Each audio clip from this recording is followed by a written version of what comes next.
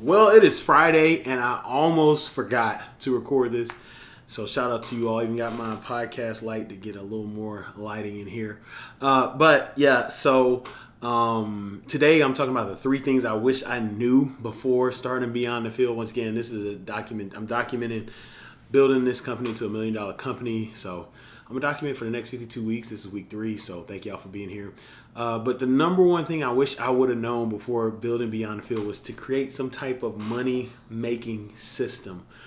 And so when I originally started, I was a director of player development. So player development is enhancing the life of athletes through holistic and intentional programs and initiatives. If you don't know, I have a full YouTube channel, I have a podcast, and I have videos on player development. That's where Beyond the Field comes from, where we develop people and elevate programs. So I'm talking about building that. You can find that in the show notes. But anyway, I was in the role at the University of Houston, University of Kansas, and Baylor University. And so from there, I have a lot of experience. Group of 5, Power 5, private, public, a coach that cares about it, a coach that doesn't care about it, a coach that doesn't even know what it is. I got a lot of different experiences. And so when I first was out of the role, transitioning into full doing Beyond the Field and creating value through Beyond the Field, a lot of people in the role would spend time with me. So a lot of people hire former players, people, coaches, I've seen former law enforcement, teachers, just a lot of different people, right? And so these people will reach out to me and they'd be like, hey, can you help me in the role? I want to know different things. I want to learn more. Can you help? And so I'll be like, yeah, absolutely. I can help. I don't mind. And I thought to myself, well, if these people keep hitting me up, maybe this is how I can make the money. I could charge them $5,000 to $10,000 for consulting. This is a light work in college football. Trust me, I've seen us pay speakers $45,000 to $50,000 for 2 hours of speaking. Yes. And so I thought that was a path. What I found out is that the people who were calling me because they were getting information for free. And so they weren't paying, and I didn't have a model for them to pay, and they would listen to me, but I could always tell they weren't going to pay. And so if I go back, I would have had different models for like, okay, here's how much I can give you. This is a service that you're asking for. This is how much that service costs, right? I think for me, I didn't want to like ruin relationships and be like, here's this guy. I'm trying to get help. He's trying to create a paywall. Well, yes, I am, because I'm giving you value. The other thing is I noticed early on that a lot of people who were paying were people that want to get in the role. So I was spending a lot of time focusing on the people in the role, and I had to figure out a way to focus on people who wanted to get paid, who wanted to get in the role, and they were paying. So creating a money model for them as well. Now I'm going to grab it real quick.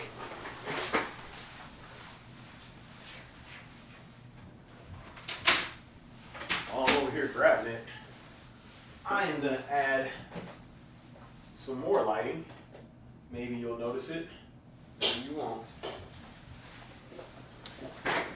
I purchased, flip it, Alex Hermosi's book here, $100 million money models. He had made like $150 million last week at his launch. But anyway, I wish I would have created models for everybody involved. And so now I'm building it. I'm learning. I have, an entry offer, which is my book, which you can find on Amazon there.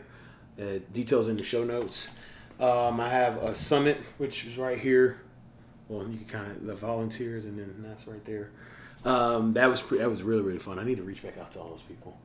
But yeah, that was fun. And then also some other models, cohort, things like that. I wish I had those models because I honestly feel like I left a lot of money out there. And leaving a lot of money out there brings me up to the second thing I wish I would have known when I started Beyond the Field was how important following up is.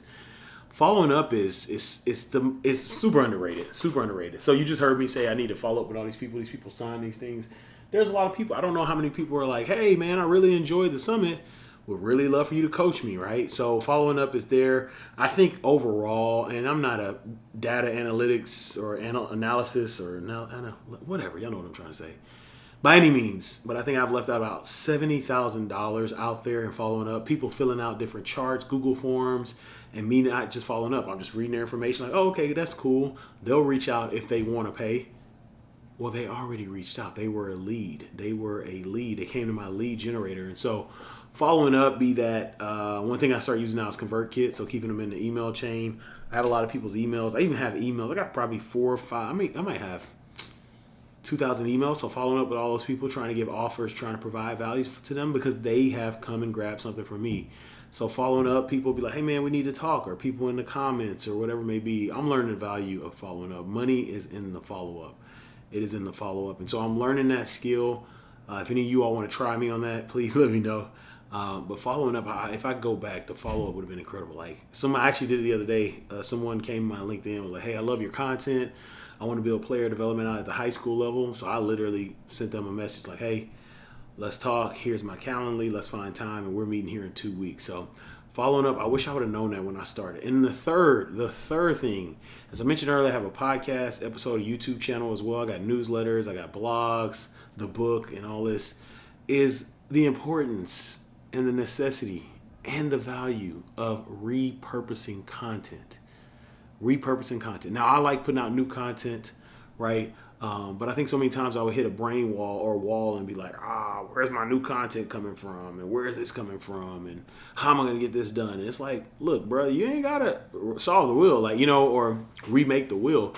The content's there. And so I have some devices. There's different ways I'm going through using ChatGPT and AI to kind of dissect the content I've created so I can bring it from another angle with the same value. But repurposing content, like it's just something I underrated immensely. I have 8 videos, or maybe 9, or maybe 10. So whenever I start a new season of a podcast, I always talk about what player development is. And those are my most watched videos, no matter what season it was. So people want to see it. And what I think is, well, let me do something new because everybody's seen it. Everybody hasn't seen it, right? There's a lot of new people coming who need to see it. Speaking of that, I am currently 5 away from 1,000 subscribers. So why did I say it like that? I'm 5 away from 1,000 subscribers to my YouTube channel. This has been an incredible journey. I did not think I would get there. I remember when I was at 252 and I was like, yeah, we got 250. But to be 5 away from 1,000, that's significant because you can get monetized after 1,000, from my understanding, unless they change it. But also it's pretty cool because like there's 1,000 people that care about this, and these are organic subs. So thank you for you all that may have subscribed. If you want to go subscribe, the YouTube channel's there. Now on that channel, all I talk about is player development, athlete. So if that's not your speed, you don't need to go. But I'm 5 away, and I'm gonna make a video when I hit 1K. So be prepared for that. Yeah, and then the 2 sticks for today. 2 sticks. Stick number one.